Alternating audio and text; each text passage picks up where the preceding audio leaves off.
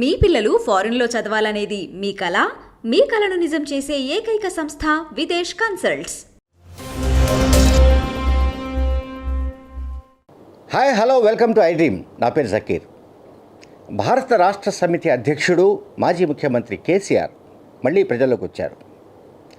నిజానికి అసెంబ్లీ ఎన్నికల్లో ఓటమి తర్వాత అలాగే కొన్ని పరిణామాల నేపథ్యంలో కొంతమంది ముఖ్యులు కూడా ఆ పార్టీని వదిలిపెట్టిపోతున్న పరిస్థితుల్లో ఇక బీఆర్ఎస్ పని అయిపోయింది, పార్లమెంట్ ఎన్నికల్లో ఒకటో రెండో వస్తే గొప్ప అనుకుంటున్న దశలో కేసీఆర్ బస్సు యాత్రకు పూనుకున్నారు. ఈ బస్సు యాత్రతో ఉమ్మడి నల్గొండ జిల్లాలో ఒక ఊపు కనిపిస్తోంది. ఒక ఊపు అంటే పోయిన ఉత్సాహం మళ్ళీ టీఆర్ఎస్ క్యాడర్లో అంటే బీఆర్ఎస్ క్యాడర్లో వచ్చే విధంగా కేసీఆర్ బస్సు యాత్ర కొనసాగుతోంది. ఆయన రోడ్ షోలు కొనసాగుతున్నాయి. నిజానికి నేను చెప్పినట్టుగా అసెంబ్లీ ఎన్నికల తర్వాత అంటే ఓటమి పాలైన తర్వాత గడిచిన 4 నెలల్లో చాలా పరిణామాలు జరిగాయి. పార్టీకి సంబంధించిన ముఖ్యులైన కేకే లాంటి వాళ్ళు బయటికి వెళ్ళిపోయారు. ఒక 3 ఎమ్మెల్యేలు కూడా ఆ పార్టీ నుంచి వెళ్ళిపోయారు.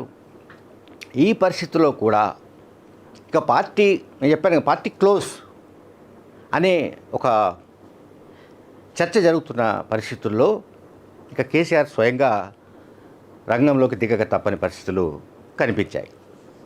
ఒక టీవీ ఛానల్లో ఆయన దాదాపు 4 గంటలకు పైగా మాట్లాడారు. టీఆర్ఎస్ పరిస్థితి ఏంటి, లేకపోతే ఏ రకంగా పార్లమెంట్ ఎన్నికల్లో పార్టీ పెర్ఫామ్ చేయబోతుంది ఏమిటి అనేది చాలా విషయాలు ఆయన మాట్లాడారు. ఆ తర్వాత బస్సు యాత్ర ప్రారంభమైంది. 2వ రోజు కూడా కొనసాగుతుంది.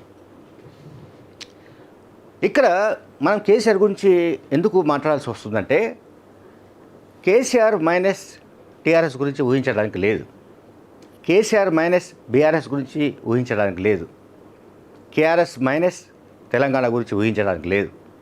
ఎందుకంటే మంచో చెడో తప్పులో ఒప్పులో ఏమి జరిగినా కూడా తెలంగాణ రాష్ట్రాన్ని సాధించిన వ్యక్తిగా కేసీఆర్కు పేరుంది. కేసీఆర్కు ఆ గుర్తింపు జాతీయ స్థాయిలో ఉంది.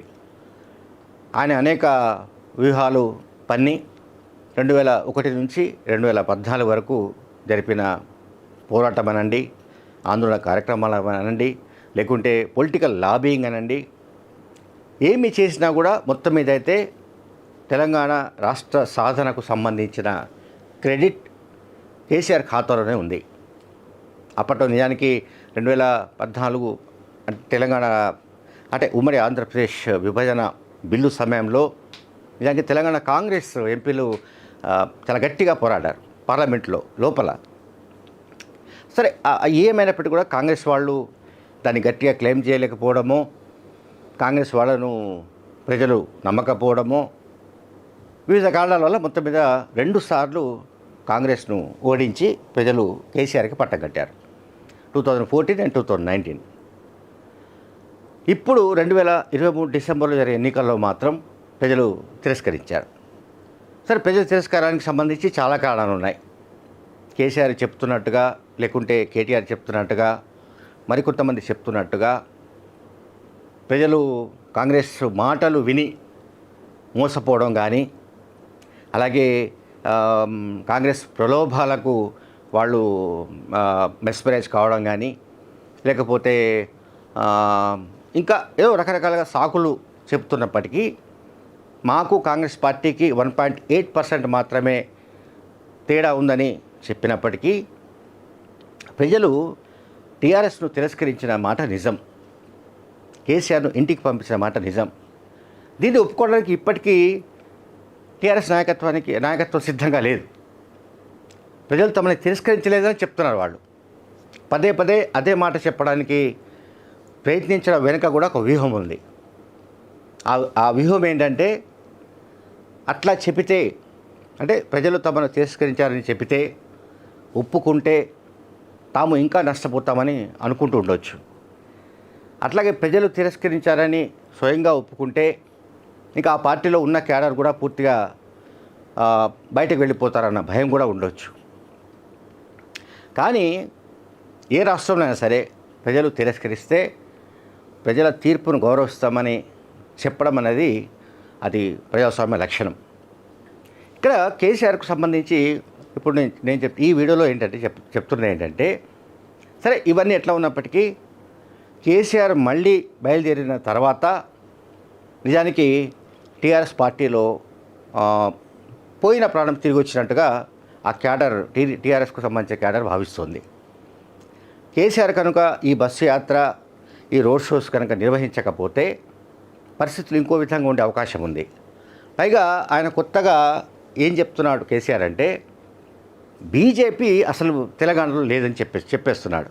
అంటే కాంగ్రెస్ పార్టీకి బీఆర్ఎస్కు మధ్యదే పోటీ అని చెప్పడానికి ఆయన ప్రయత్నిస్తున్నాడు. అంటే నేనేం చెప్పాల్సుకున్నానంటే, ఇక దీని పని అయిపోయింది, పార్టీ పని అయిపోయింది అనుకుంటున్న దశలో ఆయన పార్టీని ఆల్మోస్ట్ ఒక 20-30% గ్రాఫ్ పెంచడానికి కేసీఆర్ ప్రయత్నిస్తున్నట్టుగా మనకు కనబడుతుంది. ఇది అంటే పార్లమెంట్ ఎన్నికల్లో కూడా కేసీఆర్ రోడ్ షోస్ కావచ్చు, బహిరంగ సభలు కావచ్చు, లేకుంటే బస్సు యాత్ర కావచ్చు, దీని ప్రభావం కూడా చూపే అవకాశం ఉన్నట్టు చెబుతున్నారు చాలామంది. అలాగే ఒక ఇంతకుముందులాగా అంటే ఆయన టీవీ షోలో పాల్గొనక ముందు వరకు 1 లేదా 0 అనుకుంటున్న దశ నుంచి ఇప్పుడు కనీసం ఒక 4-5 సీట్లలో గట్టి పోటీనివ్వడంతో పాటుగా గెలిచే అవకాశాలు కూడా ఉన్నట్టు ఒక ప్రచారం అయితే గడిచిన 2 రోజులుగా జరుగుతోంది. Thank you very much.